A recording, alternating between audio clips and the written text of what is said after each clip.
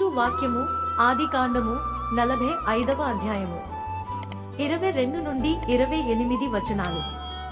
అతడు వారికి 2 దుస్తుల బట్టలు ఇచ్చెను. బెన్యామీనుకు 300 తులముల వెండియును 5 దుస్తుల బట్టలు ఇచ్చెను. అతడు తన తండ్రి నిమిత్తము ఐగుప్తులోనున్న మంచి వస్తువులను మోయిచున్న 10 గాడిదలను, మార్గమునకు తన తండ్రి నిమిత్తము ఆహారమును, ఇతర ధాన్యమును తిను బండములను మేచున్న 10 ఆడుగాడిదలను పంపెను. అప్పుడతడు తన సహోదరులను సాగనంపి వారు బయలుదేరుచుండగా మార్గమందు కలహ పడకుడని వారితో చెప్పెను. వారు ఐగుప్తు నుండి బయలుదేరి కనాను దేశమునకు తన తండ్రి అయిన యాకోబు నొద్దకు వచ్చి, యోసేపు ఇంకా బ్రతికియుండి ఐగుప్తు దేశమంతటిని ఏలుచున్నాడని అతనికి తెలియచేసిరి. అయితే అతడు వారి మాట నమ్మలేదు గనుక అతడు నిశ్చేష్టుడాయెను. అప్పుడు వారు యోసేపు తమతో చెప్పిన మాటలన్నిటినీ అతనితో చెప్పిరి.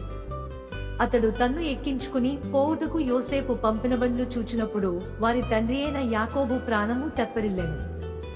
అప్పుడు ఇశ్రాయేలు ఇంతే చాలును, నా కుమారుడైన యోసేపు ఇంకా బ్రతికి ఉన్నాడు, నేను చావకమునుకు వెళ్లి అతని చూచెదనని చెప్పెను.